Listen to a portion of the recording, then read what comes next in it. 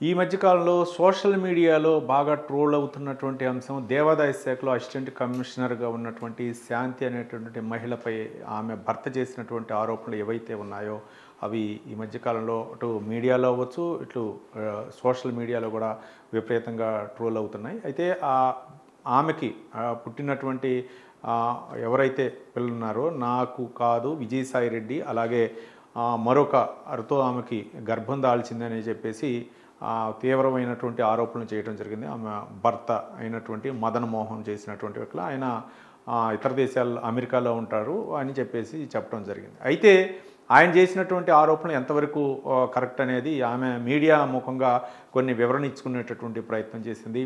నాకు అంటే విజయసాయి రెడ్డి 65 సంవత్సరాలు విజయసాయి రెడ్డి అలాగే నాకు 35 సంవత్సరాలు ఉన్నాయి. కానీ నేను తండ్రి లాంటి వ్యక్తిని కలవకూడదా, ఒక ప్రభుత్వోద్యోగి ఒక రాజకీయ నాయకుడిని కలవకూడదా అనే విధంగా ఆమె చెప్పింది. గతంలో భర్తకి నాకు మదన్మోహన్ అనేటువంటి వ్యక్తికి నాకు విడాకులు అయినాయి అని కూడా చెప్పింది. మేమిద్దరం కూడా ఒక ఎస్టీ సామాజిక వర్గానికి చెందిన వాళ్ళము. ఇద్దరు కూడా కుటుంబ నేపథ్యంలో ఆయనకైతే మాత్రం అంటే వెనక పెద్దలు ఎవరూ లేకపోయినా సరే అప్పుడు జరిగినటువంటి పరిణామాల నేపథ్యంలో ఇద్దరం కూడా ఇష్టపడి పెళ్లి చేసుకున్నాం, పెద్దలు కుదిర్చినటువంటి వివాహం అని చెప్పేసి శాంతి చెప్పడం జరిగింది.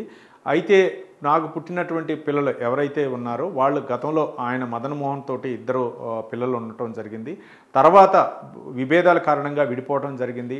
అలాగే వైజాగ్లో 30 ఎకరాలకు సంబంధించినటువంటి ల్యాండ్కి సంబంధించి విషయాలు మాత్రమే నేను విజయసాయి రెడ్డి గారితో మాట్లాడటం జరిగిందని చెప్పేసి శాంతి చెప్పడం జరిగింది. మొత్తానికి నేను ఒక ట్రోల్ చేస్తున్నారు, నేను ఒక ఎస్టీ సామాజిక వర్గానికి చెందినటువంటి మహిళను కాబట్టి ఈ విధమైన ఆమె తమ మీడియా ముందు వాపోవటం కూడా జరిగింది. అయితే దీనిపై విజయసాయి రెడ్డి కూడా కొన్ని హాట్ కామెంట్ చేశారు.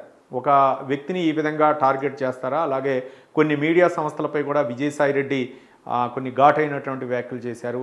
ఇవేంటంటే ఒక మహిళపై ఈ విధంగా నాకు ఆరోపణలు చేయటం, మహిళపై ఆరోపణలు చేయటం, అలాగే కొన్ని మీడియా ఛానల్స్ కూడా నన్ను టార్గెట్గా చేస్తూ ఈ విధమైనటువంటి ఆరోపణలు చేయటం అని చెప్పేసి ఆయన కొంచెం హాట్ కామెంట్స్ కూడా చేశారు.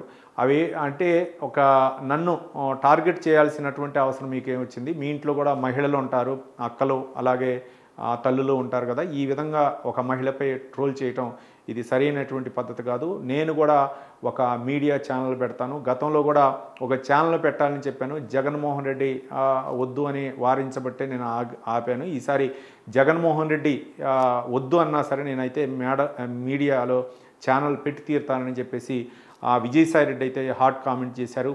మరోపక్క ఈ విధమైనటువంటి ట్రోల్స్ అంటే నేను పెట్టేటటువంటి ఒక ఛానల్ మాత్రం ఒక న్యూట్రల్గా ఉంటుంది, ఇక ఎవరు వస్తారో రండి, ఎవరు అడ్డు వస్తారో రండి అనే విధంగా విజయసాయి రెడ్డి అయితే మాత్రం హాట్ కామెంట్ చేశారు. మొత్తానికి దేవాదాయ శాఖలో అసిస్టెంట్ కమిషనరు గతంలో వైజాగ్లో చేసినటువంటి ఆమె ఒక ల్యాండ్కి సంబంధించి దానికి ప్రభుత్వానికి లబ్ధి చేకూరే విధంగా నేను వ్యవహరించాను, అలాగే ఆ సన్నిహితం మాత్రమే విజయసాయి రెడ్డికి నాకు ఒక ఎంపీగా ఒక ప్రభుత్వోద్యోగిగా పోయి ఆయన్ని కలవటం జరిగిందని చెప్పేసి ఆమె వివరణ ఇచ్చింది. అలాగే నేను ప్రాక్టీస్ చేస్తున్నటువంటి సమయంలో ఒక సన్నిహితంగా ఉన్నటువంటి సుభాష్ అనేటువంటి వ్యక్తితోటి నేను సన్నిహితంగా ఉన్న తర్వాత ఆయన నేను కలిసి పెళ్లి చేసుకోవడం జరిగింది. ఈ యొక్క బంధాన్ని నా మొదటి భర్త మదన్ మోహన్ ఈ విధంగా మాట్లాడటం సరైనటువంటి పద్ధతి కాదు అని చెప్పేసి ఆమె వివరణ ఇచ్చే ప్రయత్నం చేసింది.